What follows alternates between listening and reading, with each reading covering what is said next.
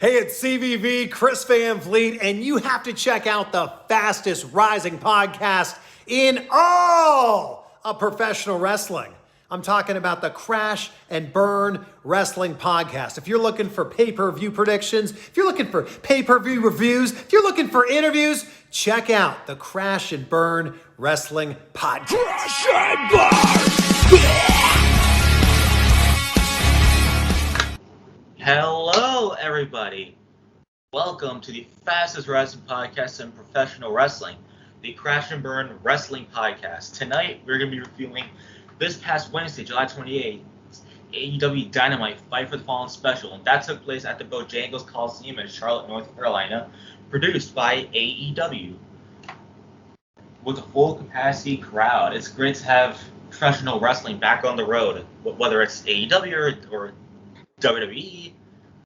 So yeah, let's bring everybody in to review this show that had 6 matches. All right. First off, it's a ghost, Lucas Atencio. Is this thing American? Hello, guys. It's the Rainmaker myself. Reviewing this episode. I did watch Fight for the Fallen. I didn't see the original, I saw the how you say, the demand or whatever like that. My TNT app. Pretty good show overall, so let's get into it. Next up, he is back again. Our former member, but making a guest appearance for the second time, which could soon be a signee again. He is from the Moshcast. He is in charge of rocking with AJ. AJ, welcome to the Crash fucking Burn. Yes, welcome, guys. Burn. And I'm apologize. The dogs are barking again. But anyway. Bring the dogs on. No. But anyways, they welcome guys to the Crash and Burn fucking podcast. Today we'll be reviewing AEW Fight for the Fallen. I actually watched because not gonna lie, the event is pretty good. I'm not gonna lie, fantastic.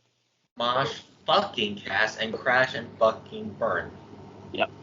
Crash and Burn fucking podcast. We're gonna fucking the podcast. AJ came up with new catchphrases. Yep. All right. After spending 6 months away from podcasting, you coming back with catchphrases. Yep. All right. I try to make you guys laugh, so I'm trying my best with that. You're doing a good job. Thank you. Ah, shit. I almost broke this bottle. So anyways, let's get right to the show. We had the 10-man tag team elimination match. The Elite and the Good Brothers defeated Hangman and Page in the Dark Order. Had Page and the Dark Order won, they would have received a future match for Omega's AEW World Championship and the Young Bucks AEW World Tag Team Championship, respectively. So, AJ, go ahead. Bro, oh god, this was actually a good match, but the wrong person won, to be honest. I mean, man, that ending was bullshit. But even though the match was good, but goddamn, the ending was wrong and the wrong person won. I actually went for Hangman and the Dark Order for this, so I would have to be the wrong people won. My pick had not won, but it's a good match overall, so I wouldn't say it's the worst. So, Lucas. Okay, so first of all, let me say this. Hangman and Dark Order have hell of an entrance. That was one hell of an. And I actually did like that Space Jam entrance because the new movie just the Space Jam entrance. That was good. Yeah, the Young Bucks and Kenny Omega came out with wearing basketball outfits, and yeah, that was pretty stupid, but and they were bouncing the balls. And I wouldn't say it's the worst entrance. It's pretty entertaining. Yeah, overall. I mean it's pretty entertaining because they're honoring Space Jam pretty much. Yeah, for sure. Which it's the original is one of the greatest movies ever made. That was great. But going off track there, they had the original jerseys. I'm surprised they didn't go with the new ones, but it is what it is. But the match overall was really good. I wanted Hangman to defend Kenny. I guess that's not going to happen, or maybe it will happen. I don't know. But who's Kenny now? Seriously, is it going to be Bryan Danielson that's going to come over? Is it going to be, I don't know, Christian Cage? Who knows what's going to happen? So who knows? Maybe like Heyman can win the number one contenders match again, and then probably face Kenny eventually. Yeah. Oh, I was like 5 weeks, so that could be possible. Anyway, so FTR defeated Santana and Ortiz tag team match. I'd say it's a pretty okay match. It's not that bad. They had a pretty good match storytelling, back and forth action there. So, Lucas, go ahead. I was able to see this match, and I watched it back. It was a pretty entertaining match. I mean, I didn't expect FTR to win. I thought they were going to put over Santana Ortiz, but, it is what it is. I mean, I think FTR needed this win for Santana Ortiz, but Ortiz and Santana are the highest tag team right now in AEW. So, this win puts FTR back on the map, because they've been falling off for a while. So, this might be put back on the map. So, I'm not through with that match. Yeah, AJ. I kind of enjoyed this match, but like, I wasn't really hyped for it. But this was an okay match. I mean, these tag teams are great and all, respectively. One Wyatt and Impact, pretty good team. FTR recently released superstars in the from the WWE, and those guys are pretty good tag team. I'm glad they actually faced off tonight. And yeah, actually, it was kind of underappreciated. I mean, the crowd wasn't really hyped because it was boring and all, but that's not their fault. It's not the wrestler's fault. I don't know what the bookings are, but still, Yeah, this the match bookings. was okay. The bookings are the bookings. Yep. Yeah. All right, Lance Archer retained the IWGP United States Heavyweight Championship over Hikuleo. Oh, that match. Yeah, it's pretty good. Giant versus Giant. So, Go ahead, Lucas. So overall, that was a really good match. Now Tanahashi now is challenging against Lance Archer now, which I'm really, really excited about because Tanahashi is going to be great. I think he was a IWGP World Champion a year ago, maybe a year or two ago, if I'm not mistaken. But yeah, I mean, that was great. I mean, now again, Tanahashi versus Archer, which I'm very hyped about. I mean, I don't think I saw these two win at it, so. Yeah. Yeah, AJ. This match was actually good. I mean, it's Giant versus Giant, pretty much. Giant like versus Giant. Hidolo is Hidolo's like pretty much the 7 feet tall man from New Japan, and Lance Archer is like a big dude. Like, I mean, Hidolo is taller than him, but Hidolo couldn't get the job done. I'm glad that Lance Archer retained the title, even though he just won it. So it's pretty fair. Yeah, I'm glad he retained. And this is actually a good match, I'm not gonna lie. And I'm glad that Tanahashi's gonna challenge Archer next because I thought Tanahashi's contract in AGPW expired like last year, but I guess he signed a new deal probably. I don't know. But I'm excited about this with Tanahashi and Archer for the US title. I'm actually pretty excited. That should be a banger. Yeah, it should be a banger match. Yeah, so otherwise for this match, I actually enjoyed this match. It's pretty good storytelling, and congrats to Lance Archer for retaining. So this next match, which is actually a 6-man tag team match, Christian Cage and Jurassic Express defeated the Hardy Family Office and Private Party. Ooh, so, okay. AJ, go ahead. Wow, what a match. I mean, these guys really put it out there. I mean, Jurassic Express is a great tag team. Christian Cage is a good wrestler. Very underrated in the WWE. But I'm glad that Christian Cage is going to be used more in AEW. And Matt Hardy and Private Party, yeah, they're a good stable and all. But but after the match, Blade attacked Christian Cage, which was kind of dumb. But still, the match was good. But the right person won this one. Yeah.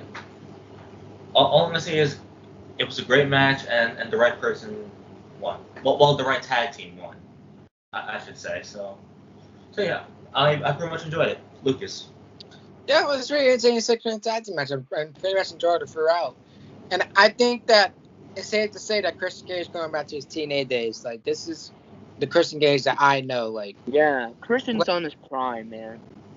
but like when Christian was a teenager, he was in his prime. And WWE, he set the shadow of Edge.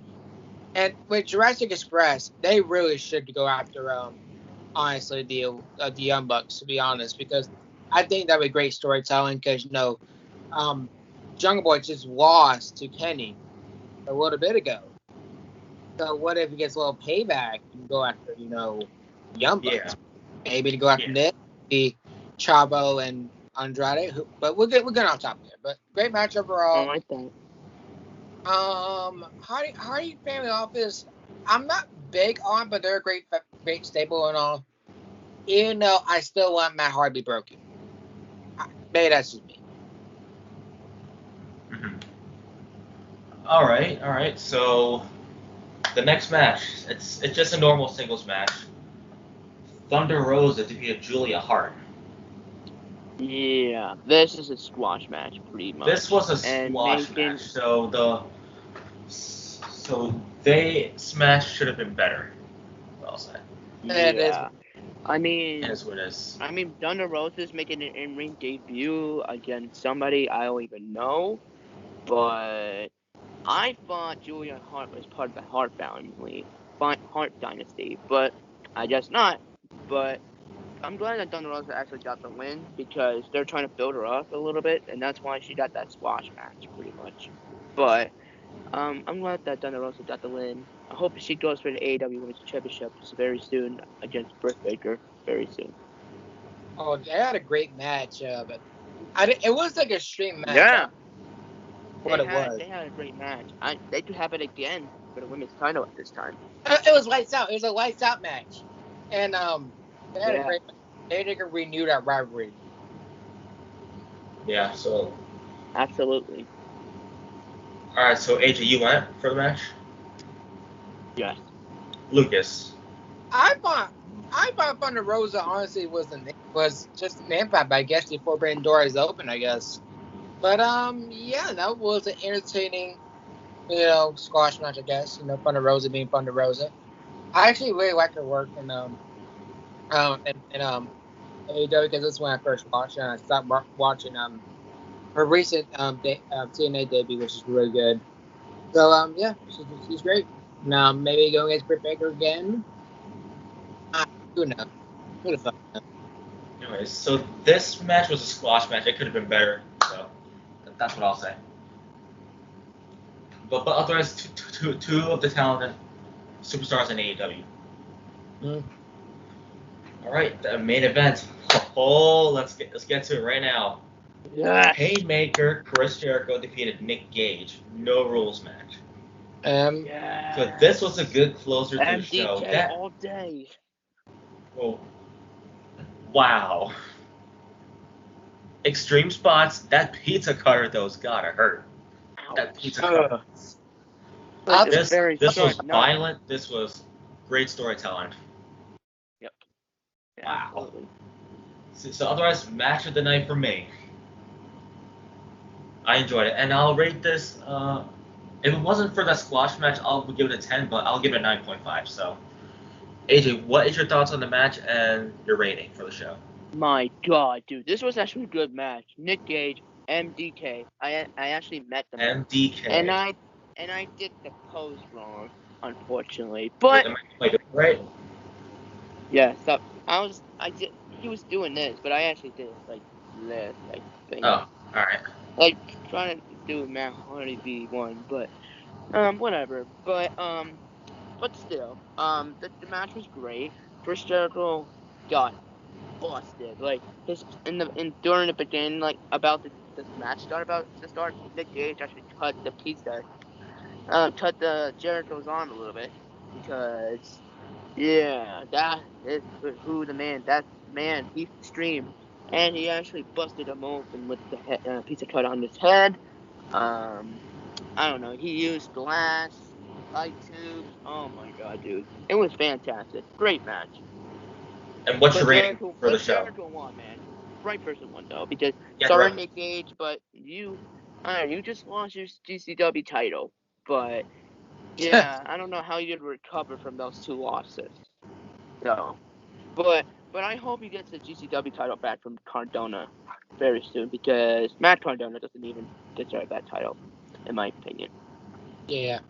All right. Well, what's your rating for the show?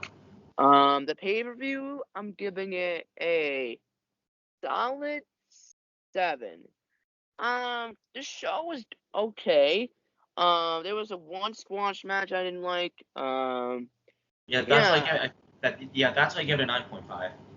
Actually, no. Actually, changed that because that was a low rating. I'm actually gonna go with a 9. Not bad. Good show. Good show though. Yeah.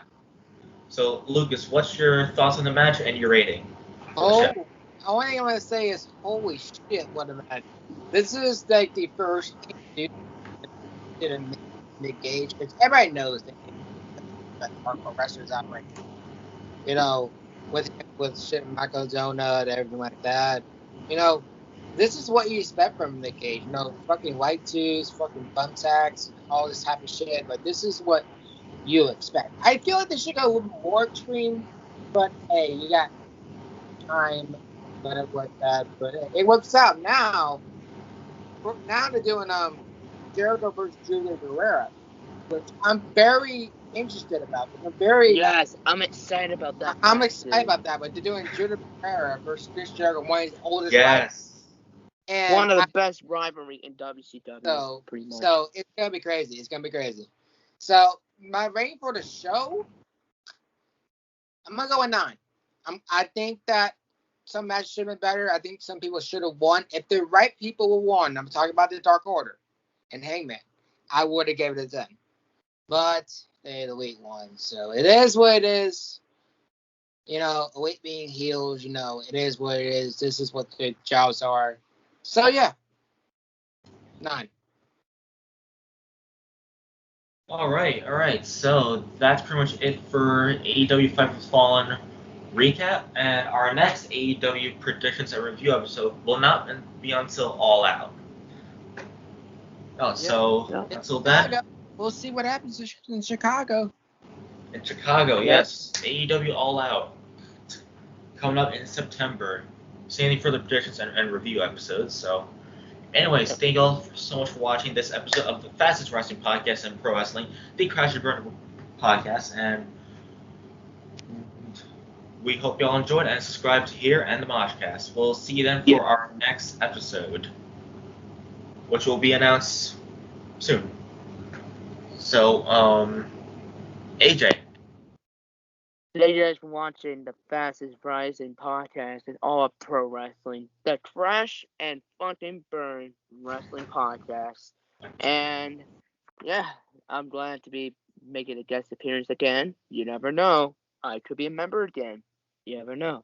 But go follow me on my social media at I_am_AJ_618, and go follow my IGTV content, Rockin' with AJ, on Instagram at Rockin_with_AJ.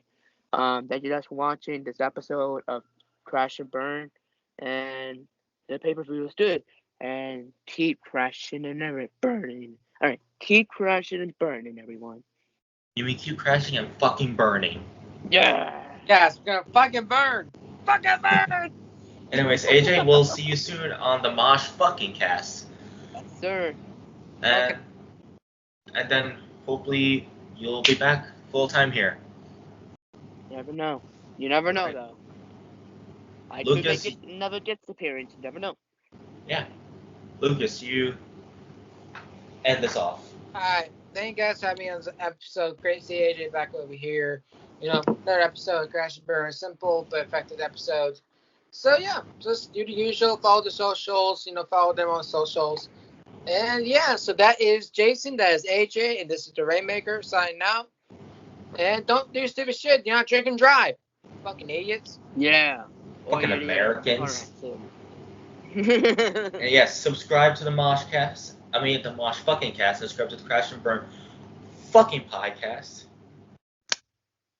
Yes. All right, and Ask. Our next predictions episode actually is going to be the SummerSlam and Takeover predictions. Ooh, I'm interested. Yeah, which will be coming next month, August. Ooh, okay. Everybody, will see you then. Bye. See you Bye. later, guys.